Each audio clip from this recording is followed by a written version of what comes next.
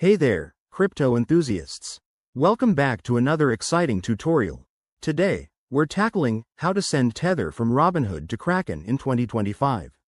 If you're new here or just brushing up on your skills, you're in the right place. Tether, or USDT, is a popular stablecoin, and moving it between platforms like Robinhood and Kraken can be straightforward if you follow the right steps. By the end of this video, you'll be transferring your assets like a pro. Let's jump right in. First things first, make sure you have a Robinhood account with Tether in it and a verified Kraken account ready to receive funds.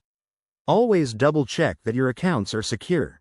Enable two-factor authentication if you haven't already. This is crucial in the fast-evolving world of crypto to protect your investments. Step 1. Log into your Robinhood app or website. Navigate to your portfolio and select the Tether, USDT, you want to transfer. Robinhood makes this easy with its user-friendly interface. Step 2. Look for the Withdraw or Transfer option. You'll need to choose the cryptocurrency withdrawal method. Remember, Tether can be on different networks like Tron or Ethereum, so confirm which one Kraken supports to avoid any issues. Step 3. Enter your Kraken wallet address.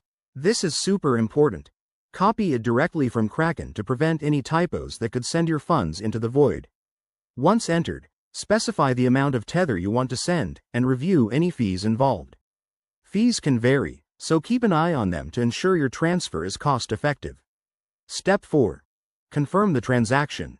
Robinhood will prompt you to verify with your PIN or biometrics. After that, sit tight. The transfer might take a few minutes to an hour, depending on network congestion. Once it's done, head over to Kraken and check your wallet to confirm the Tether has arrived. If everything looks good, you're all set. A quick tip. Always start with a small test transfer if you're unsure.